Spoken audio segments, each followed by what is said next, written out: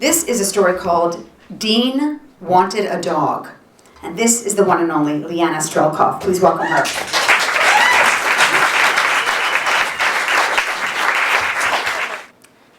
Dean wanted a dog.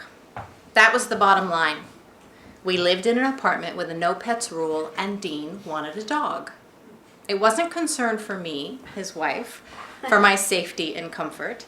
He will stand in front of you and tell you it was, but don't be fooled. Dean wanted a dog. Why not? He said innocently. It'd be great for you. Because there aren't enough service dogs as it is, I said. People wait a long time for those dogs, and I don't feel comfortable taking one away from someone who really needs one.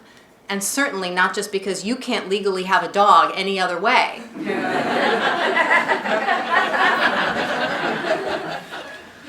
What about the front door, he asked. It could help you close the front door. He had a point there. For as long as we'd been living in that apartment, I'd been going out the front door backward and blind, down a ramp that led directly into our building's driveway with my hands on the door instead of on my chair. For years, I'd been saying it was only a matter of time before something went horribly wrong. But service dogs did all sorts of amazing things. How could I justify getting one to perform exactly one task? There was a reason I'd flown all the way to Colorado on a medical Learjet just days after spinal fusion to attend one of the preeminent hospitals in the nation treating spinal cord injuries. Independence. And Craig Hospital had done its job. After 2 months of rehab, I could dress and drive and shop and clean and work. I could do everything for myself. I didn't need a service dog. But you love dogs. That's not the point. And it's also not the point that you love dogs. We're not getting a service dog. Said Dean. And I knew this conversation wasn't over. If Dean was anything, it was dauntless. I'd tried to get rid of him for years. But Dean had decided he wanted me pretty much the moment he met me. And no matter what obstacles I presented, visceral dislike and unavailability being the top two, he hadn't given up. He'd managed to weasel his way into my heart and love me into loving him. Even paralysis hadn't separated us, though God knows I'd tried. So I knew a relatively small no, standing on nothing but moral ground, wasn't going to put his desire to rest. And it didn't, and I held firm. That is, until I started breaking bones. My ankle while transferring into the car. My femur while stretching on the bed. My paralysis hadn't changed a bit from day one, but as the years went by and my idle bones got weaker, I was slowly becoming more disabled. Picking things up off the floor was putting me at risk, and a service dog started to make more sense. By the time we got called up from the waiting list at Canine Companions for Independence, I was 7 months pregnant and the most disabled I had ever been. Pregnancy had stolen my independence near completely. And it would be a while before I got it back. It was definitely time to get a dog, but I was still reluctant. 7 hours a day for 2 weeks of training was going to push me past my limit. And there was only one way I could think of to get through it. Here's the deal, I told Dean. I'm willing to do what it takes to get through that training, but you're going to have to do everything else. I mean, cook our meals, do the shopping, wash our clothes, help with my daily routines, everything else. Blink, blink.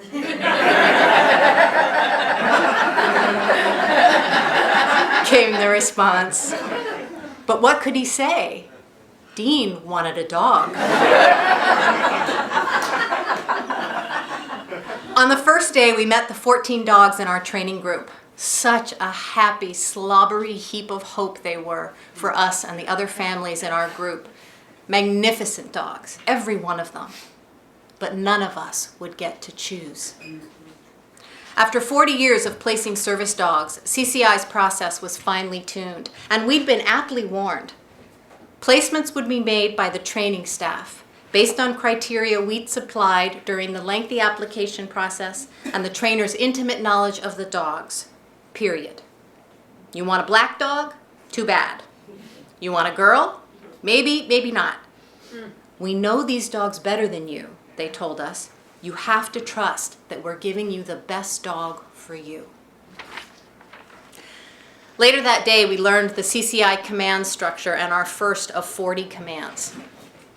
When they asked for a volunteer, I wheeled forward and a trainer brought me a small blonde dog.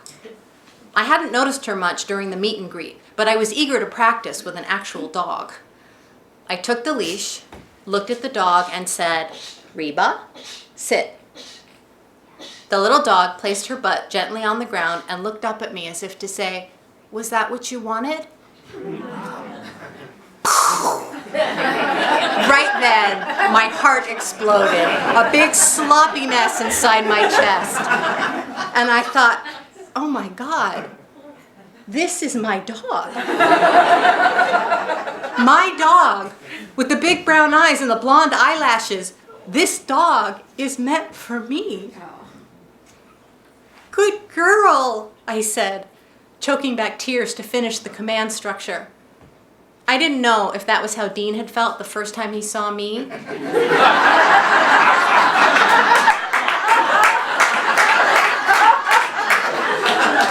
But there was no mistaking. I was in love.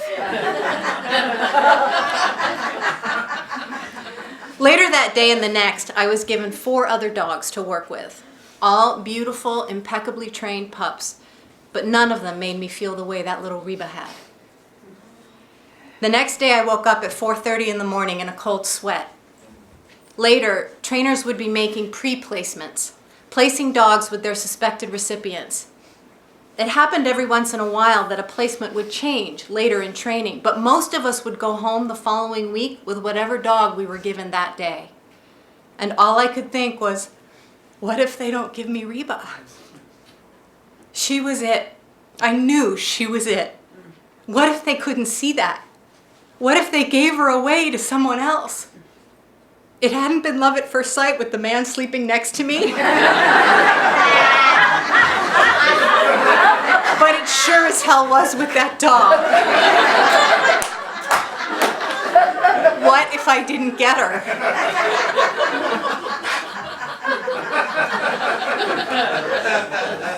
I'm so sorry he's not here tonight. You refused to come. My heart pounded on top of my giant belly as I tried to talk myself down. They know what they're doing, I told myself. They've known these dogs from birth. All you have is a first impression. It's what the trainers had told us from the beginning. You have to trust them, I remembered. And so I decided I would, that no matter what happened that day, I would get a wonderful dog who could help me and become a treasured part of our growing family. I would do what they'd suggested, keep an open mind, and leave my personal desires at the door. Dauntless Dean had made no such commitment. He too had fallen in love with the little dog called Reba, and when the time finally came, he started his play-by-play. They're walking to the kennels with a leash. They've stopped at a kennel, they're opening the door, and it's Todd. Todd is on the leash, and they're walking with Todd, and Todd goes to Brad and Lisa. Brad and Lisa get Todd.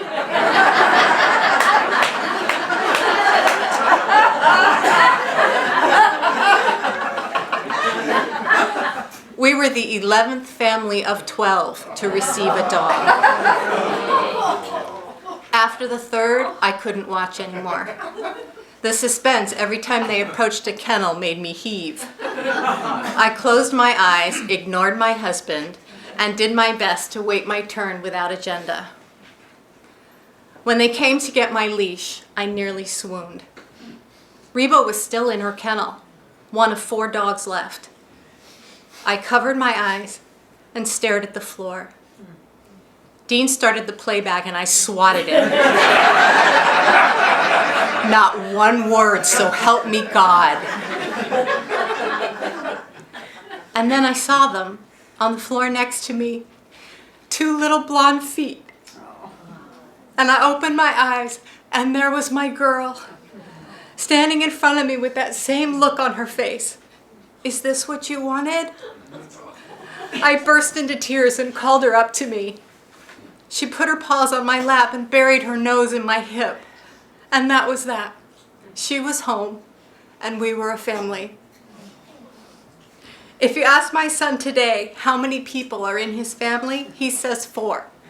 Himself, his parents, and Reba Girl. She's an integral part of everything we do. She's my soul dog. And you can be sure I am never allowed to forget it was Dean who wanted the dog.